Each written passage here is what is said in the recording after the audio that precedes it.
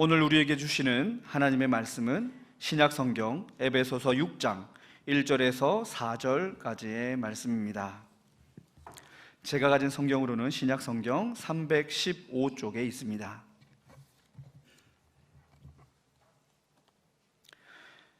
에베소서 6장 1절에서 4절까지의 말씀을 제가 봉독하겠습니다.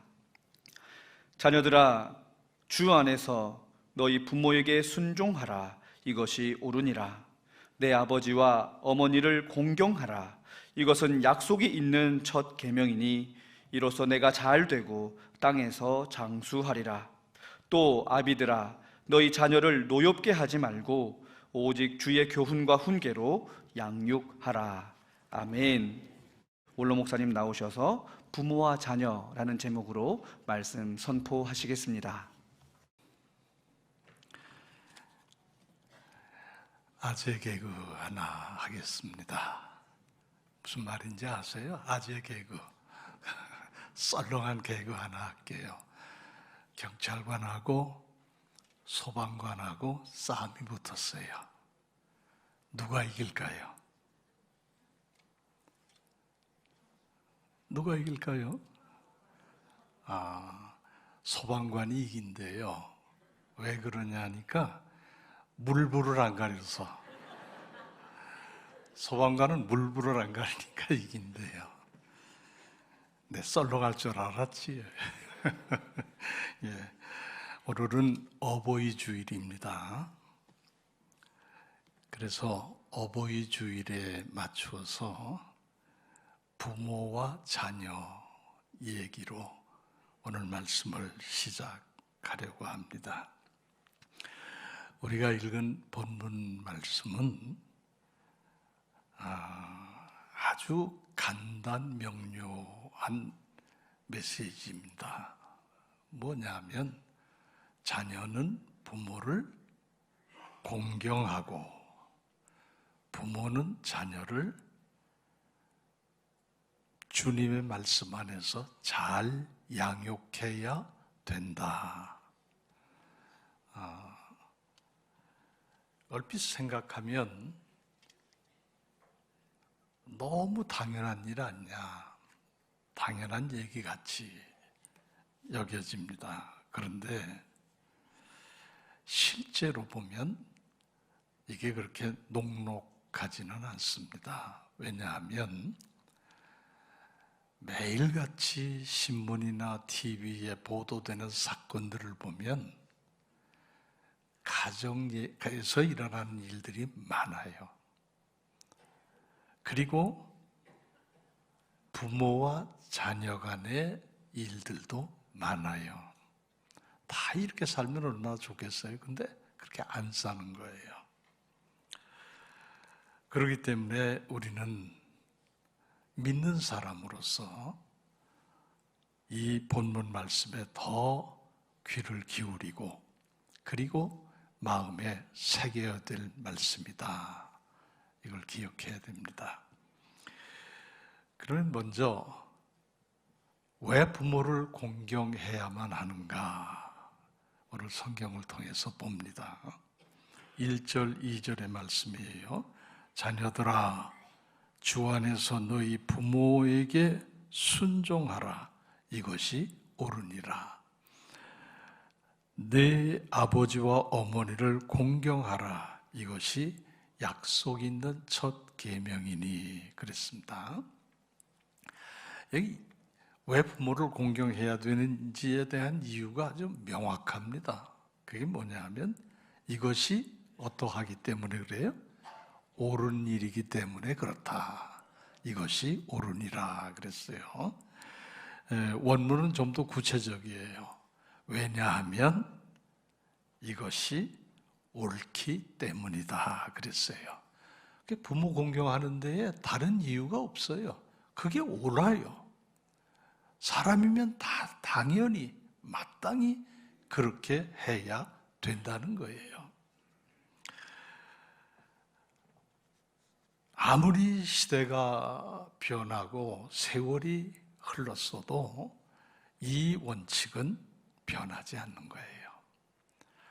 1000년 전이나 2000년 전이나 5000년 전이나 인류가 이 땅에 아담 하와를 통해서 존속하는 역사 속에는 항상 이것은 변함이 없었어요.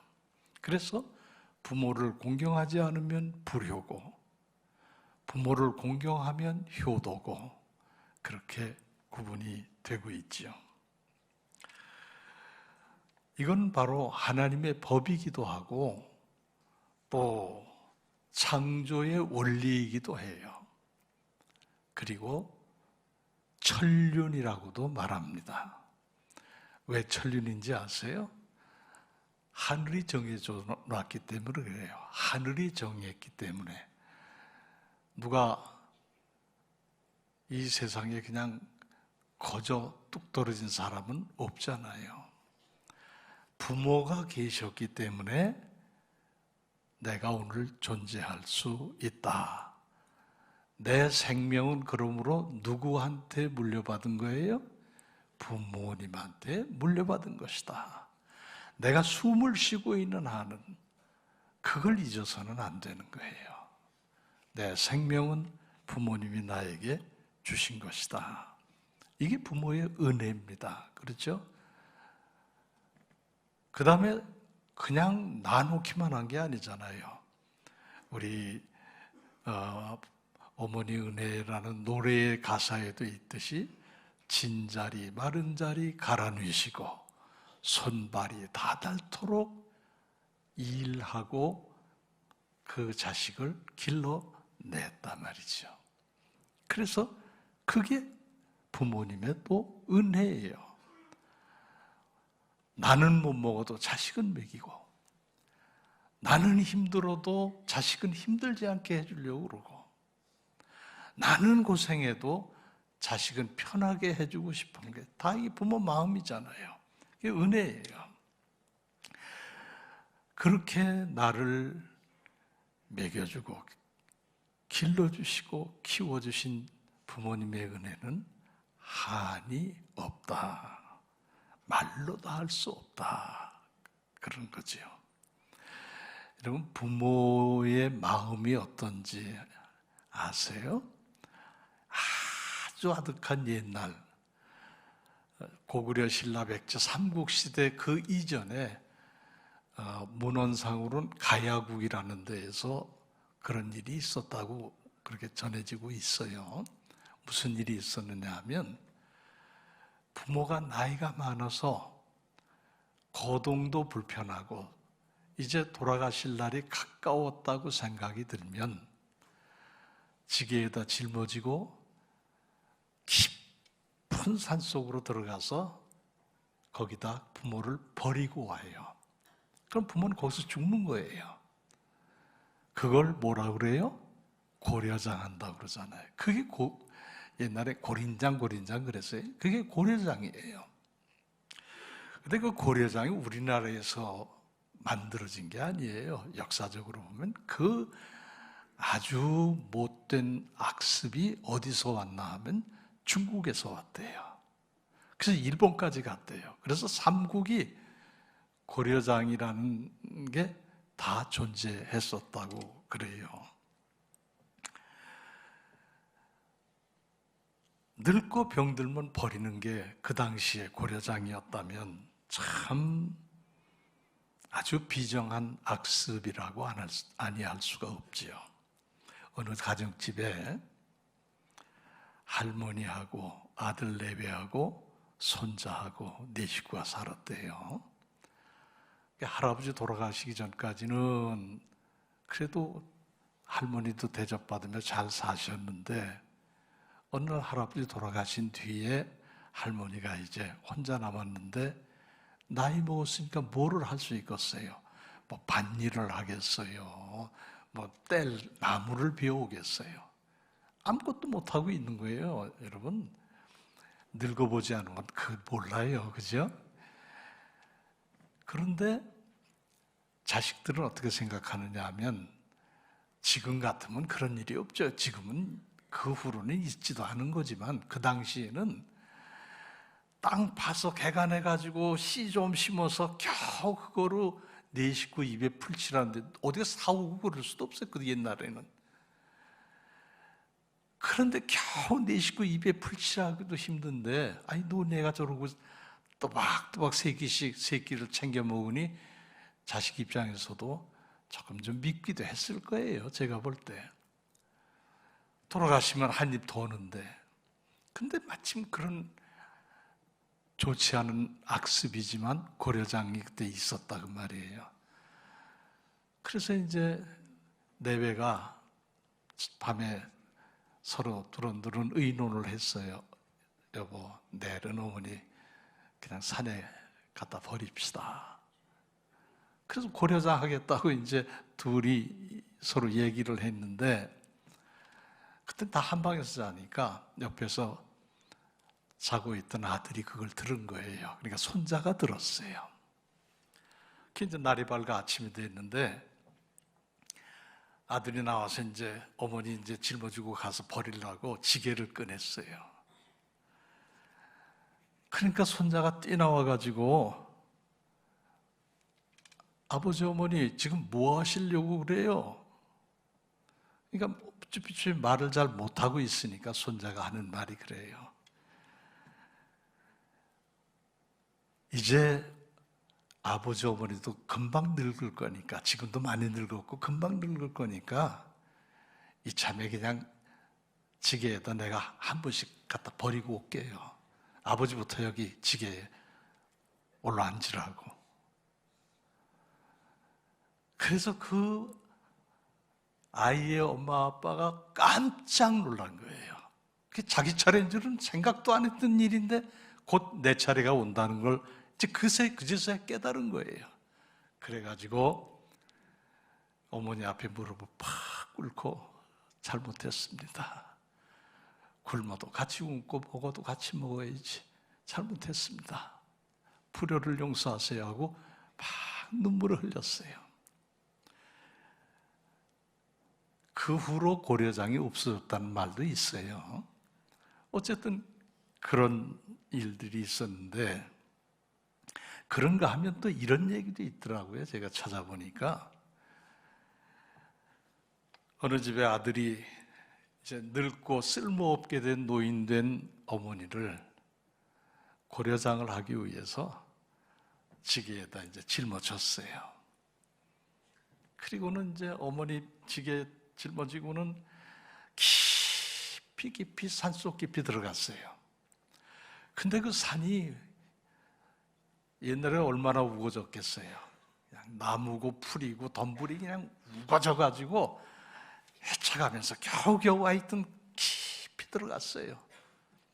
얼마를 들어가가지고 아이고 이제 이쯤이면 되겠다 해서 이렇게 음식 그저 하루 정도 먹을 거 싼 거 그거 옆에 놓고 어머니 이제 내려서 이제 거기 놓고 가려고 내리는데 보니까 어머니 손이 그냥 피투성이가 돼가지고 피가 철철 흐르는 거예요. 놀래가지고 아들이 어머니 왜 피가 이렇게 흐르냐고. 그러니까 어머니 하는 말이 그래요. 얘야, 여기 자주 다니지도 않은 길이고 산이 너무 깊지 않니? 네가 나를 두고 이제 갈 건데 길 잘못 들어가지고 엉뚱한 데 가가지고 산에 헤매다가 너 잘못되면 어떡하냐? 그래서 그렇게 되지 말라고 오면서 중요한 길목마다 내가 나무를 다 꺾었다 이렇게.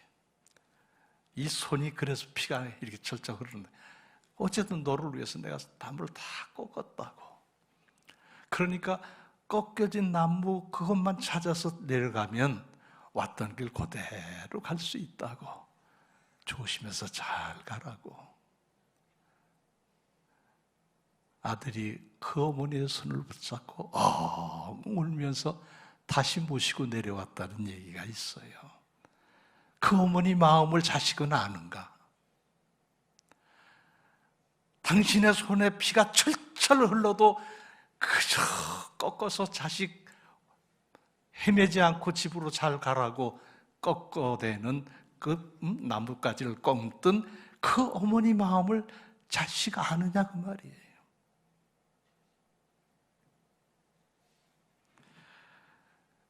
부모 마음 잘 몰라요, 자식들은. 부모는 그런 분들입니다. 그런 존재예요. 자식들은 그런 부모의 마음을 그저 부모의 표현대로 하면 10,000분의 1이라도 알았으면 좋겠다는 거예요. 10,000분의 1이라도 알았으면 좋겠다. 요즘 다 핸드폰 있잖아요. 여러분 다 지금도 가지고 계시죠? 핸드폰에 카톡이라는 거 보시죠? 카톡 하시죠? 김금복 집사님 카톡 하셔요? 카톡 하셔요. 지금은 뭐 다 카톡 하시더라고요. 근데 카톡에 보면 가운데 사진, 이렇게 동그란 사진 드는 거 있어요. 그거를 딱 클릭을 하면 쫙 거기 들어있는 사진이 쭉 나와요. 그래서 이렇게 넘기면 다 볼 수 있어요. 저도 가끔 궁금하면 그저 봅니다. 제가 관심 있는 사람들의 카톡에 이 집은 식구가 어떻게 생겼나 하고도 보기도 하고, 이 집은 뭘 올렸나 하고 보기도 해요. 보면서요, 저희 애들 사진, 저희 부부 사진은 처음부터 한 150장까지가 다 들어있어요. 제가 보니까 부모 사진은 한 장도 없어요. 단 한 장도 없어요. 내가 본 대로는 모든 핸드폰이 다 그래요. 부모 사진을 소중하게 앞에 놓은 그런 핸드폰은 없어요. 그리고 아이들, 손자들 핸드폰 봐도 한심하게 짝이 없어요. 예쁜 여자애가 있어요. 탤런트나 영화배우예요. 지가 좋아하는. 모습은 그렇고, 또 손녀들은 또 잘생긴 배우들 거기다 올려놓고, 그리고 또 그것 아닌 애들은 또 야구선수, 축구선수 올려놓고. 부모에는 관심이 1도 없어요. 1도. 그렇죠? 반성하라고요. 여러분도. 여러분 핸드폰에도 아마 못지않게. 그런데 속 없는 부모는 손자 사진, 자식 사진 그걸로 꽉 차 있어. 또 부모는. 부모 마음이 그래요. 어느 목사님이 자식 집에 갔대요. 내 자식은 안 그러려니 하고 갔대요. 그 목사님 얘기예요. 괜히 제 얘기로 들으시면 안 됩니다. 제 얘기 아니고 제가 들은 그 목사님 얘기예요. 내 자식은 안 그럴 거야 하고 갔대요. 목사님 아들이니까. 딱 들어갔는데 이가 자주 안 다닌 거죠. 거실에 사진이 이렇게 걸려 있더래요. 몇 개가 사진첩에 이렇게 사진이 쭉 걸려 있는데 아무리 눈 씻고 봐도 자기 내외가 없더래요. 목사님 사모님이 없더래요. 아무리 눈 씻고 봐도 아버지 어머니 사진이 없더래요. 장인 장모 사진도 없더래요. 아예 노인은 없더래요. 그래서 이 목사님이 말도 하지 않고 나오면서 속으로 그랬대요. 맞아. 부모는 저희 식구가 아니지. 저희 식구, 그 식구가 식구지 부모는 거기 끼워지지도 않더라고요. 제가 보면. 여러분, 부모를 공경하는 것이 어버이날 또는 생신 때, 명절 때 선물 몇 개 갖다 드린다고 공경한다고 생각하면 안 돼요. 그거 아니에요. 부모가 바라는 선물은 아주 돈도 안 들고, 그리고 아무나 할 수 있는, 부모가 바라는 선물은 그거예요. 그게 뭐예요? 따뜻한 말 한마디. 어머니, 아픈 데는 없으세요? 잠은 잘 주무세요? 그게 무슨 뭐 몇만 원짜리, 몇십만 원짜리 뭐 옷 한 개 뭐 그런 거 하고 비교가 됩니까? 그런데 자식은 그걸 못하더라고요. 내가 보면 늙으면요, 이건 제가 경험하는 것을 여기다 섞어서 말씀드려요. 늙으면 젊었을 때 없던 것들이 생겨요. 그렇죠? 젊었을 때는 저도 산에 가면 1등으로 올라갔다고요. 근데 늙으니까 꼴찌도 못 가요. 아예 못 가요. 왜? 무릎 아파가지고. 이어령 교수님 아시죠? 이어령 교수님이 젊은이들을 향해서 이렇게 얘기를 하더라고요. 너 늙어봤니? 나는 젊어도 봤고 늙어도 봤어. 늙은 거 이해 못하겠지? 그러나 우리는 알아요. 젊은이들은 알아. 왜? 젊어도 봤으니까. 나이 먹은 사람도 알아. 지금 늙어 있으니까. 그러나 젊은 사람들은 나이 먹은 사람 잘 몰라요. 그러니까 제가 이제 보면 어떤 변화가 있느냐 하면 제일 먼저 오는 게 관절이더라고요. 관절. 걷기도 힘들고 서 있기도 힘들고 앉았다 일어나려면 여러분 그 소리 안 나요? 아이고 아이고 아이고 아이고. 그게 그냥 나오잖아요. 그냥 자동으로. 노화된 것이 그거예요. 관절 아프지. 겉은 멀쩡해 보여도 관절만 아파요? 여기저기 근육도 아프지. 신경도 아프지. 눈도 침침해서 잘 안 보이지. 그러니까 자꾸 눈을 자꾸 비벼대요. 귀도 잘 안 들려요. 그러니까 TV 볼륨을 자꾸 높여요. 애들 있으면 싸워요. 아이고 시끄러워요. 줄여요. 줄이면 안 들려요. 귀가 안 들리니까. 이도 나빠져 가지고 음식 먹는 것도 불편할 때가 많아요. 기본적으로 혈압, 당뇨는 다 가지고 있고 뭐 대부분 다 가지고 있고요. 혈압, 당뇨 전혀 없으신 노인들은 제가 축하합니다. 축하해요. 대부분 많아요. 그런가 하면은 감정적인 변화도, 육체적인 변화뿐만 아니라 감정적인 변화도 찾아와요. 괜히 울적해지고 괜히 슬퍼지고 누가 툭 건드리면 울어. 노인이 그래요. 젊을 때 가져보지 못했던 슬픈 감정이 혹시 안 그러신 분들은 또 축하해요. 제 설교를 들으면서 지금 나는 상관없어. 그건 대단히 축하해요. 근데 그래요. 괜히 울적해지고 그걸 보고 노인성 우울증이라 그래요. 그래서 드라마 보다가도 슬픈 장면 나오면 눈물이 쭈르르 흐르고, 그리고 그 옛날 노래 트로트 그거 애절하게 부르면 이게 뭐라고 또 그거 듣고도 울어. 감정이 그렇게 돼요. 젊은 사람 이해 못 한다니까요. 그런가 하면 늙으면 누구에겐가 어디엔가 기대고 싶은 마음이 있어요. 위로받고 싶은 마음이 있다고요. 안 그런 분들은 또 축하해요.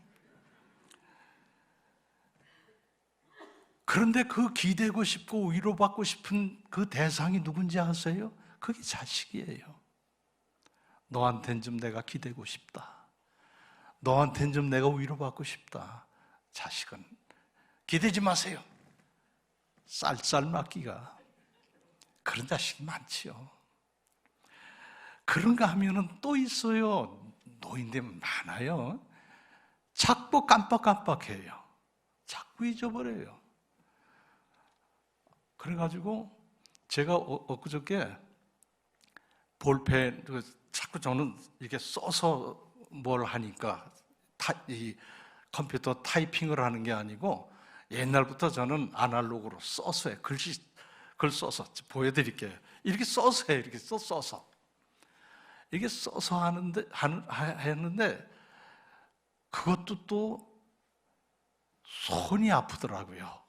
오래 쓰면. 그래서 술술 잘 써지는 볼펜을 문방구에 가서 이것도 해보고 저것도 해보고 찾아요.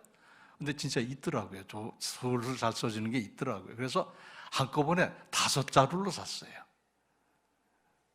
5자루를 사가지고 이 편지 봉투에다 넣어서 뚜루루 말아가지고 집에 와가지고 어디 뒀어요. 이제 앞으로 쓰려고. 지금까지 못 찾아. 참 힘들다. 맨날 그 생각이 나서 찾아보면 없어요. 어디선가 이제 엉뚱한 데서 나오겠죠? 지금까지 못 찾아. 깜빡깜빡하는 거. 그래서 자녀들은 타박하지 말고 이해해야 돼요. 제가 설교하다 딴소리 해도 이해하셔야 돼요. 그래요. 그런가 하면은 또 있어요. 나이 먹으면 잠이 안 와요. 잠이 안 와. 한소큼 자면 그 다음부터는 잠이 안 와요. 불면증이 찾아와요. 그러면 꼬박꼬박 세워요, 나를. 저 어제 저녁에 몇 시간 잤는지 아세요? 모르잖아. 지금 제 이 모습만 보고 아이고 목사님 여전히 건강해. 여러분 그렇게 생각하실 거예요. 저 어저께 한 3시간밖에 못 잤어요. 이해 안 되죠? 불면증이 얼마나 고통스럽습니까? 제가 어렸을 때 옛날에 국민학교 다닐 때 제 생각으로는 한 3, 4학년쯤 된 것 같아요. 할아버지 할머니하고 제가 같이 살며 할아버지 할머니 손에서 어려서 컸거든요. 그러니까 한 방에서 다 잤죠, 옛날에. 그죠? 할아버지 할머니 할머니 할아버지 주무시고 그쪽에서 이불 하나 따로 해가지고 제가 잤거든요. 그럼 어릴 때 얼마나 잠이 많아요. 그 이제 좀 잘라고 이제 그러면 이런저런 얘기하시다가 좀 제가 잘나고 이제 잘만해지면 나거나 자니? 그러고 부르셔요. 그래서 안 자는데요. 뭐 무슨 일이 있으세요? 제가 이제 어렸어도 그랬어요. 그러면 뭐 이건 저렇고 저건 이렇고 저건 저렇지 잤니? 하고 말을 거셔요, 자꾸. 그래서 예, 그렇지요. 예, 그래요. 잠잠해지셨어요. 그래서 저는 또 자야 되잖아요. 잠들만 하면 또 나거나 또 부르셔요. 그러면서 한 5-6번 지나가야 돼요. 거의 매일쯤 그러셨다고요. 그러면 할아버지 잠 좀 자게 좀 부르지 마세요. 그럴 수 있잖아요. 요새 애들은 그럴 거예요. 근데 저는 착했거든요. 10번이고 20번이고 매일 그러시면 매일 제가 그렇게 응대를 해드렸어요. 할아버지가 돌아가실 때도 손자만 부르셨대잖아요. 손자 보고 싶다고.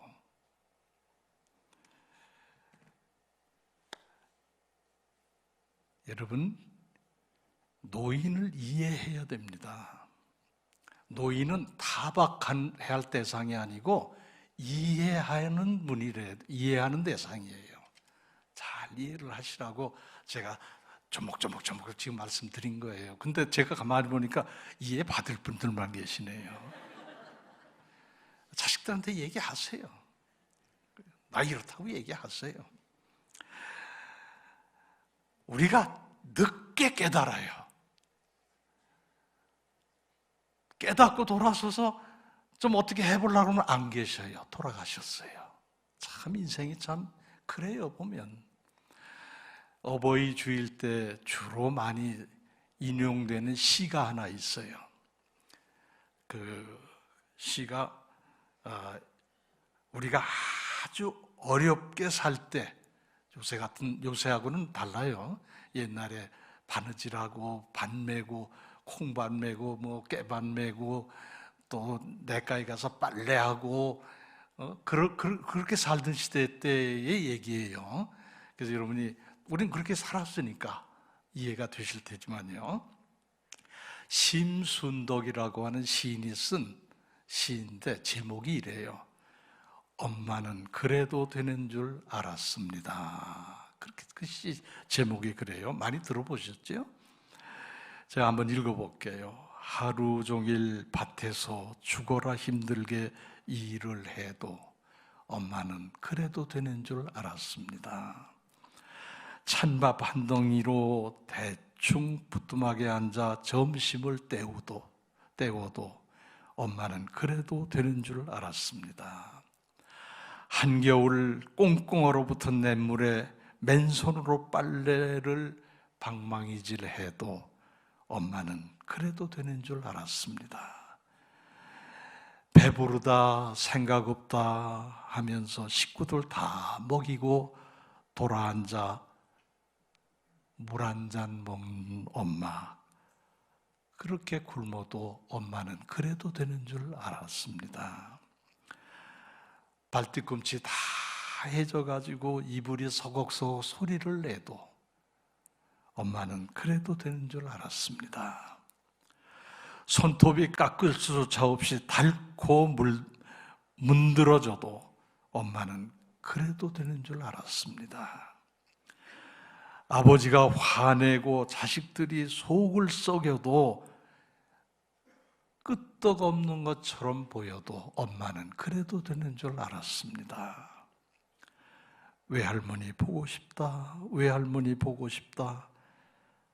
그것이 그냥 넋두리인 줄로만 알고 엄마는 그래도 되는 줄 알았습니다. 한밤중에 자다가 깨어 방구석에서 한없이 소리 죽여 울던 엄마를 본 후로는 엄마는 그래서는 안 되는 것이었습니다. 제가 인도네시아에 가가지고 그때도 요맘때예요. 이 시를 인용해서 설교를 한번 했어요. 여기저기서 막 울어요. 고국에 두고 온 엄마 생각나가지고, 고생만 하던 엄마 생각나가지고, 왜 세월이 흘러간 뒤에 엄마가 내 곁에 없을 때 이런 후회를 할까요? 그래서 저는 자녀들에게 이런 부탁을 하고 싶어요. 내일 말고 지금, 오늘 지금 당장 따뜻한 말 한마디라도 해 드리십시오. 그거 바라는 거예요. 성경에 찾아보면 효자는 그래도 뭐니 해도 요셉이었던 것 같아요. 형들에게 팔려갔지 않습니까? 애굽 땅으로 노예로 돈 받고 팔아먹어가지고 팔려갔어요.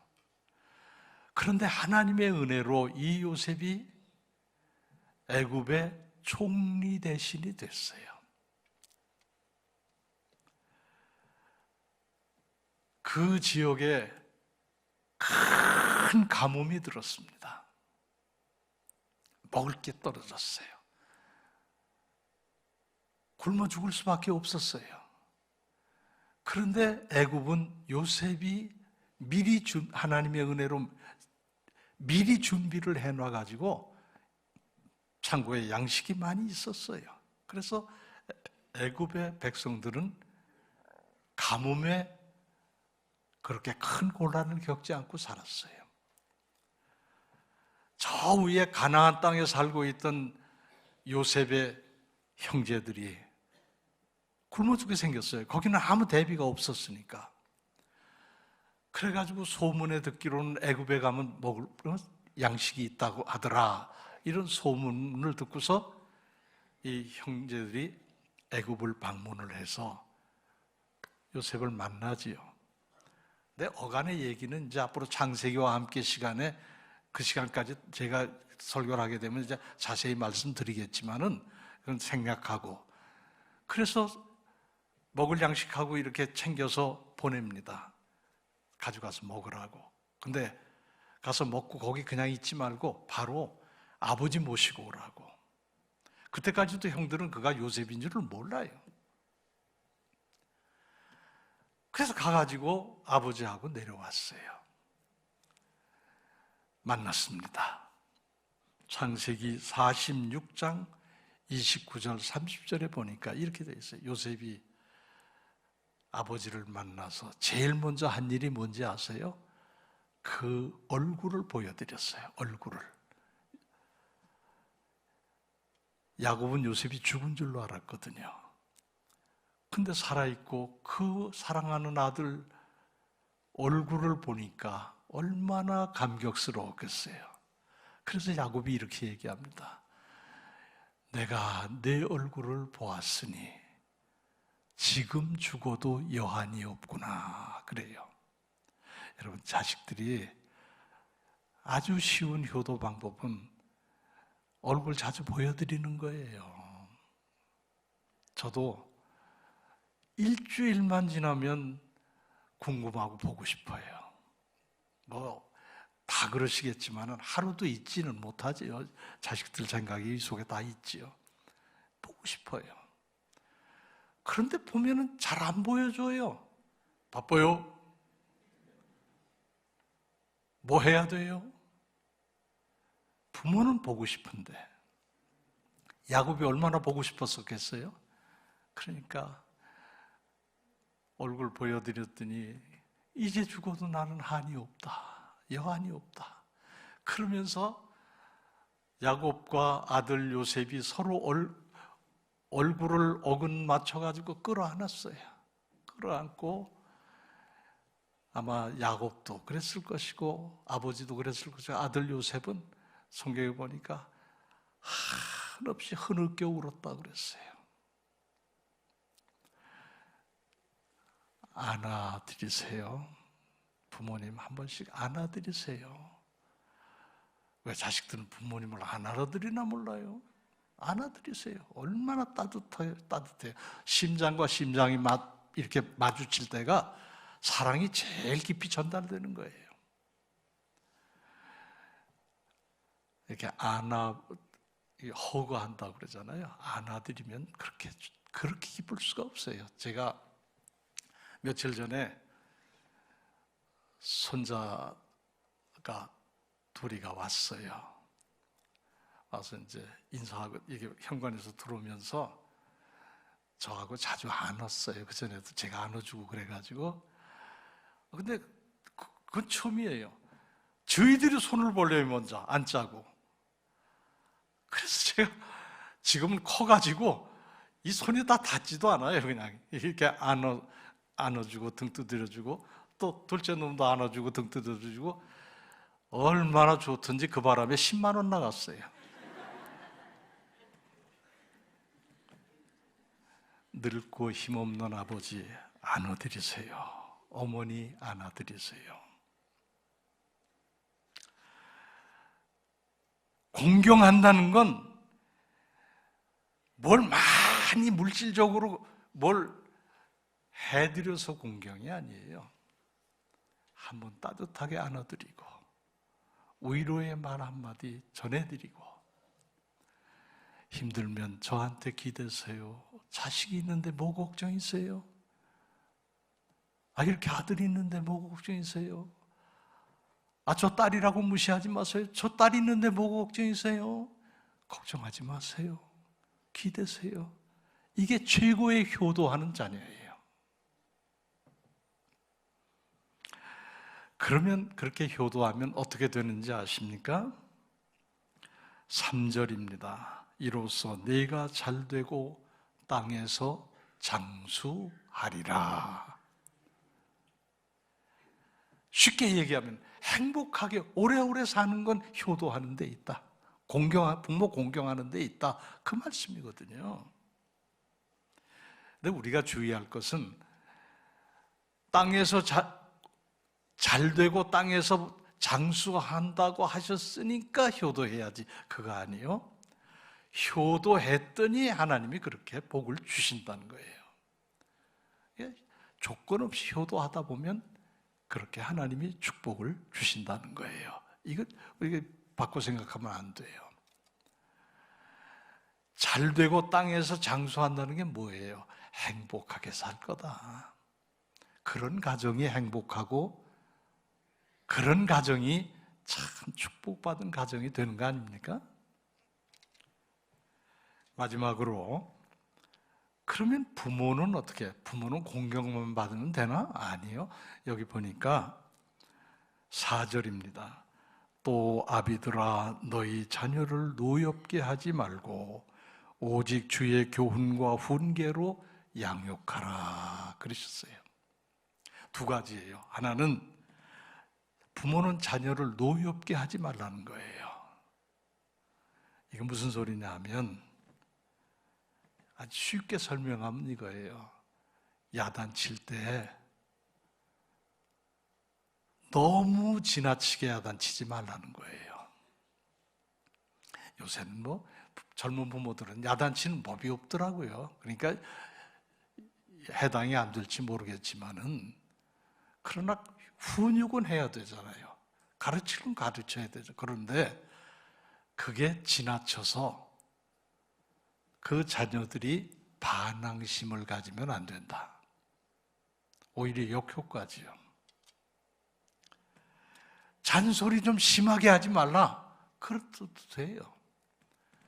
아이고 엄마 잔소리 때문에 나 집에 들어가기 싫어. 이렇게 되면 이제 거리는 더 멀어지는 거죠.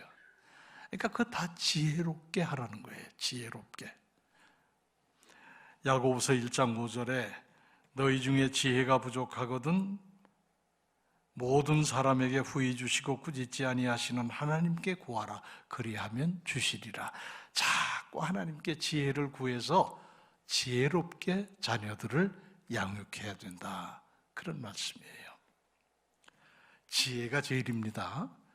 다 보면 지혜가 없어서 망해요. 아이고 참 어떤 때는 제가 답답할 때가 많아요. 안 그렇게 하면 될 일을 그렇게 지혜 없이 해가지고 왜 그런 고통을 당하나 그런 생각도 많이 들 때가 있어요. 지혜롭게 했으면 안 그랬을 텐데 지혜가 모자라서. 그래서 잠언서 4장 7절에 보면 지혜는 금보다 귀하고 은보다 귀하고 진주보다 귀하다. 세상에서 너희가 귀하다고 여기는 그 어떤 것보다도 지혜가 제일 귀하다. 지혜가 있어야 돼요. 그건 하나님이 주시는 거잖아요. 그러니까 지혜를 구해야 됩니다. 지혜로운 부모가 돼야 된다. 그런 말씀이에요. 그 다음 자녀를 노엽게 하지 말 뿐만 아니라 그 다음 말씀에 보면 또 한 가지 주의 말씀과 훈계로 양육하라 그랬어요. 말씀은 그렇게 했지만 쉽게 제가 이제 이렇게 설명을 하면 신앙교육을 잘해라 그런 말씀이에요. 그러기 위해서 우리에게 필요한 건 뭐냐 하면 암만 말로 얘기하는 거 별 효과 없다.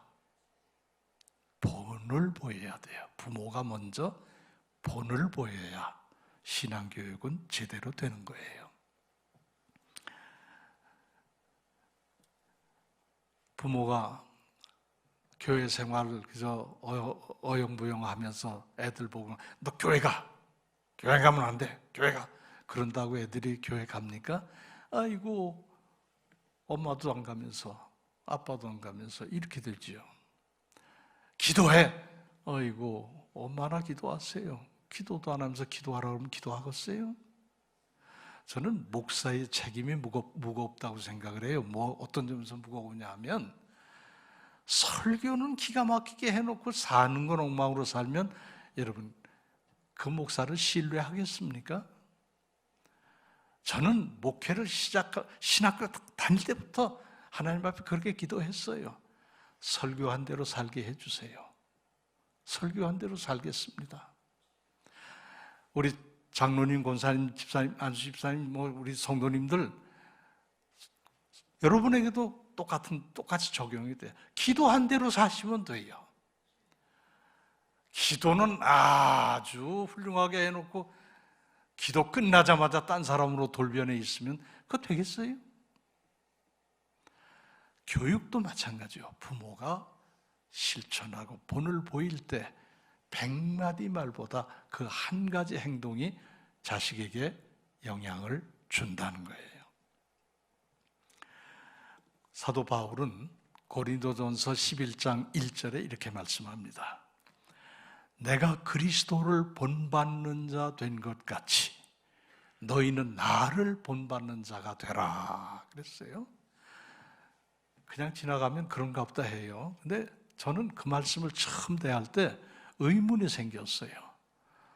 아니, 내가 그리스도를 본받는 자 된 것 같이 너희도 그리스도를 본받는 자 되라. 그러면 말이 돼요. 그죠? 다 같이 그리스도를 본받으라는 거니까. 근데 바울은 내가 그리스도를 본받는 자 된 것 같이 너희도 그리스도를 본받는 자 되라고 하지 않고 너희는 나를 본받는 자가 되라고 그랬어요. 바울을 본받는 자가 되라고 그랬어요. 무슨 뜻일까? 왜 그랬을까? 제가 이렇게 저렇게 생각도 하고 묵상도 하고 연구도 해봤는데 결론은 이런 거예요. 바울이 그렇게 말한 데에는 이런 뜻이 있어요. 내가 그리스도를 본받는 자가 됐다. 그러니 너희가 나를 본받아라. 내가 책임지겠다. 너희가 나를 볼 때 내가 그리스도를 본받는 자가 되지 않은 것처럼 보이면 나를 비판해라. 책임감이에요. 저는 그렇게 생각해요. 우리 다 그런 책임감이 있어야 돼요. 안 믿는 사람들에게 예수 믿어, 교회가 얼마나 좋은지 몰라. 그건 뭐 쉽게 하는 말이고, 적어도 내 삶이 그런 책임적 삶을 살아간다면 그분이 말 안 해도 아이고 교회 가는 게 좋은 거네, 저분 보니까 참 교회 가고 싶네, 그런 데다가 한마디 던지면 얼른 따라오시죠. 이게 중요한 거예요. 여러분도 다 주님을 본받고 삽니다. 여러분 나를 보세요. 나도 나 본받으면 돼요. 제가 어제 저녁에도 제 아내하고 대화를 하면서 이런 얘기 했어요.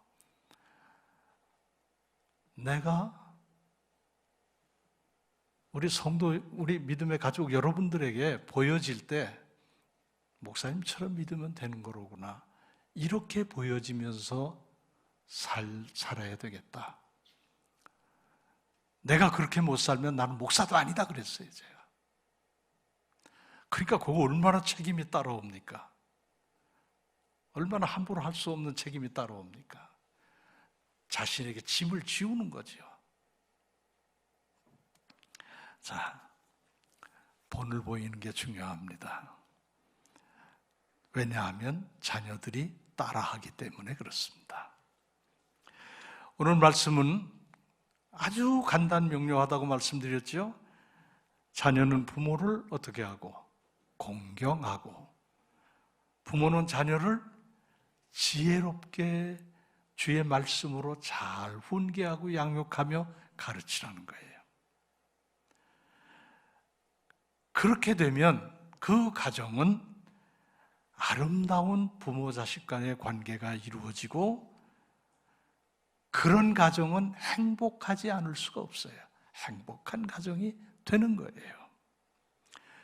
그러라는 하나님의 말씀을 오늘 주셨습니다.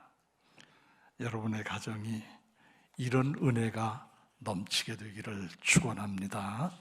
기도하겠습니다. 아버지 하나님 감사합니다. 주신 말씀처럼 자녀된 저희들은 부모님을 진심으로 공경하며 살게 하시고, 부모된 저희들은 자녀들을 신앙의 본을 보이며 지혜롭게 잘 양육하게 하여 주시고, 이런 관계 속에서 저희들의 가정이 다 행복한 가정이 되게 하여 주옵소서. 예수님의 이름으로 기도합니다. 아멘. 이제는 우리 구주 예수 그리스도의 은혜와 하나님 아버지의 사랑하심과 성령님의 교통하시고 인도하시고 우리의 삶을 이끌어 주심이, 자녀된 사람들은 부모님을 잘 공경하고 부모된 분들은 자식을 잘 가르치고 신앙으로 양육하며 행복한 가정을 이루어 살아가기 원하는 우리 교회 믿음의 식구들 머리머리 위에, 그리고 가정 위에 지금부터 영원토록 함께 하시기를 축원하옵나이다. 아멘.